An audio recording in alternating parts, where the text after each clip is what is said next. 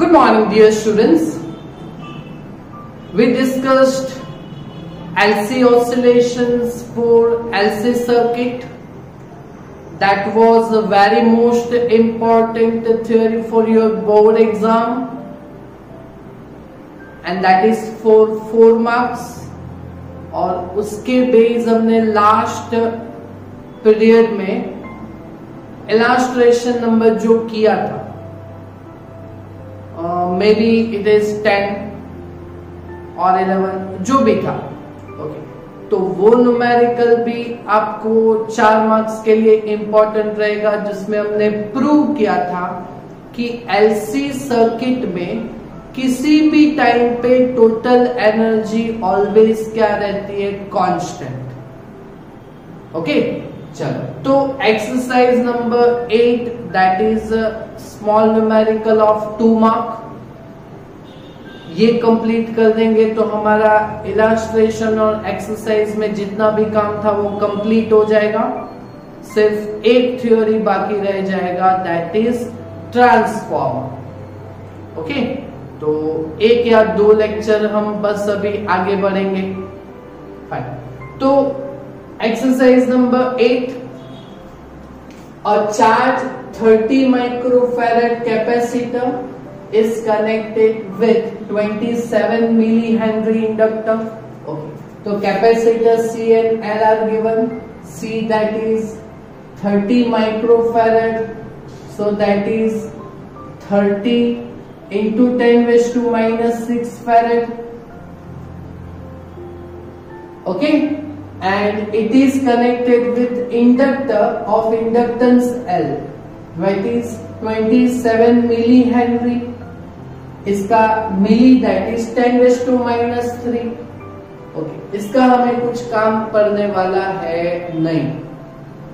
Okay, चलो, तो if initial charge on capacitor is 6 millicoulomb, capacitor जो है ये एलसी सर्किट है ना, और यहाँ पे कैपेसिटर पे जो चार्ज है वो मैक्सिमम कितना दिया गया हुआ है, initial charge 6 millicoulomb, that is initial charge Q0, 6 millicoulomb that is 6 milli that is 10 raised to minus 3 coulomb.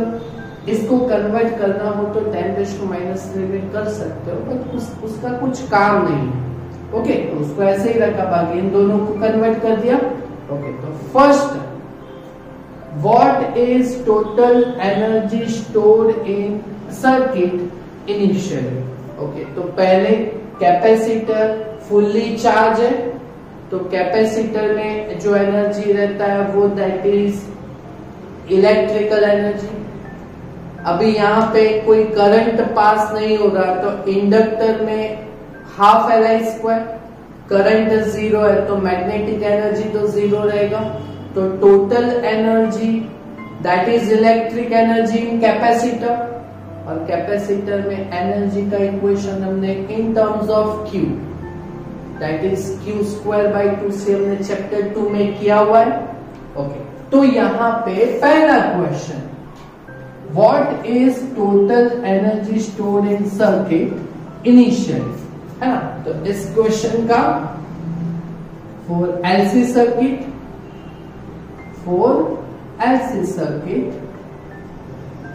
Total energy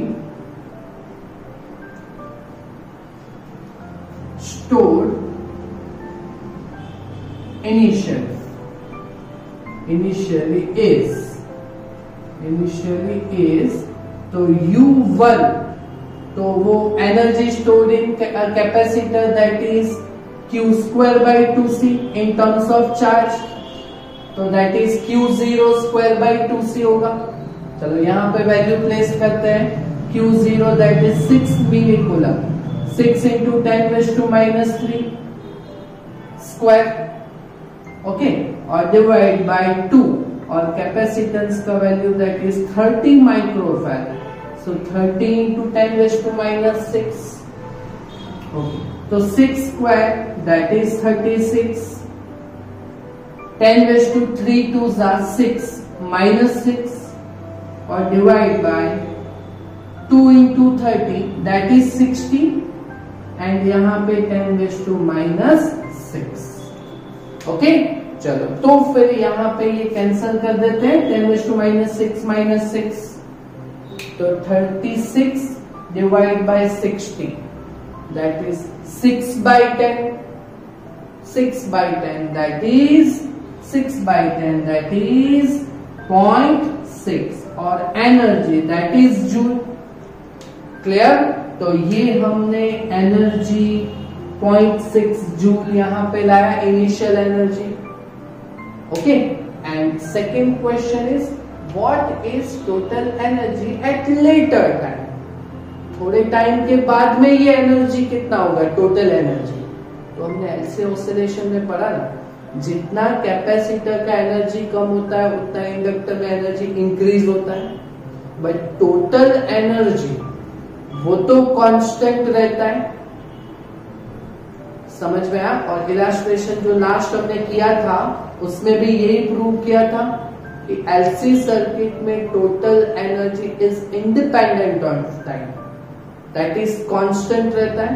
तो जितना अभी का एनर्जी है इनिशियल उतना ही लेटर टाइम पे रहेगा।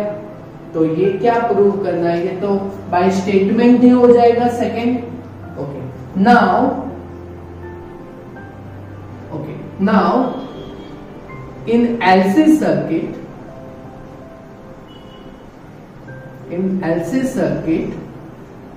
total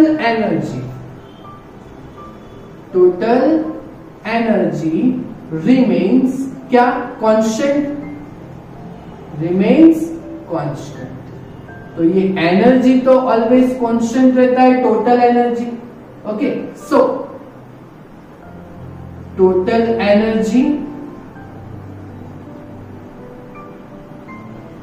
at later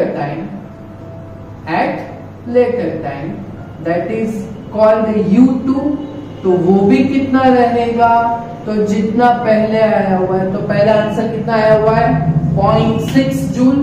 ओके, तो यहाँ पे भी बाद में भी लेटर टाइम पे भी ये एनर्जी कितना होगा, 0.6 जूल ही होगा। क्लियर? समझ में आया आपको? पक्का ना? Okay, so this is the end of the topics of LC oscillations. Okay, और बाकी के एक टॉपिक बाकी है ट्रांसफॉर्मर, उसको हम देख लेंगे अपने लास्ट लेक्चर में, इसके बाद के। फाइन, तो वहां पे वो एमसीक्यू और थ्योरी में आपको 4 मार्क्स के लिए काम लग सकता है, उसके बेस कोई न्यूमेरिकल नहीं है एग्जाम। फाइन, ओके, इतना हो जाएगा ना आज? ओके, तो इतना काम आप कंप्लीट कीजिए। Thank you very much.